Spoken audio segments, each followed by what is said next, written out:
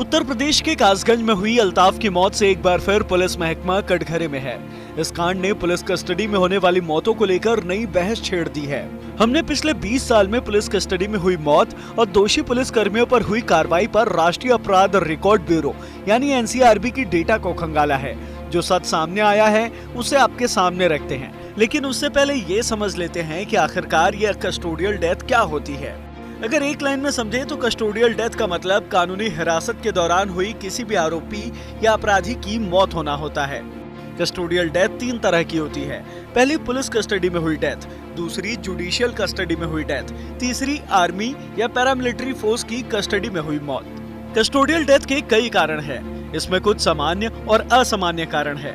सामान्य कारणों में कैदियों के बीमार पड़ने के बाद मौत होना, या फिर उसने सुसाइड कर लिया हो, या फिर कैदियों में आपसी झगड़े हो।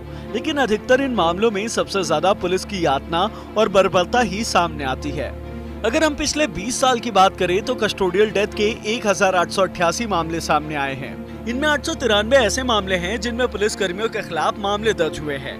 इनमें भी 358 पुलिस कर्मियों के खिलाफ चार्जशीट दर्ज की गई है। अब तक सिर्फ 26 पुलिस कर्मियों को दोषी ठहराया गया है। इसके अलावा 1888 कस्टोडियल डेथ में 1185 कस्टोडियल डेथ उन लोगों की हुई है जो कानूनी रिमांड पर नहीं थे। वहीं कस्टोडियल डेथ में 703 ऐसे लोग हैं जो कानूनी रिमांड पर थे, यानी 60% ऐसे लोगों की मौत पिछले 20 साल में हुई है जिन्हें गिरफ्तारी के बाद एक बार भी कोर्ट के सामने पेश नहीं किया गया था।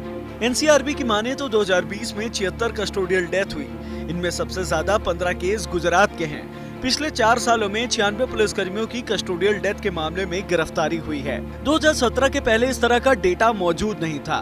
पिछले 20 सालों में इस तरह के मामले में सबसे ज्यादा सजा 2006 में हुई थी। उस समय उत्तर प्रदेश के 7 पुलिसकर्मियों और मध्य प्रदेश के 4 पुलिसकर्मियों को दोषी ठहराया था।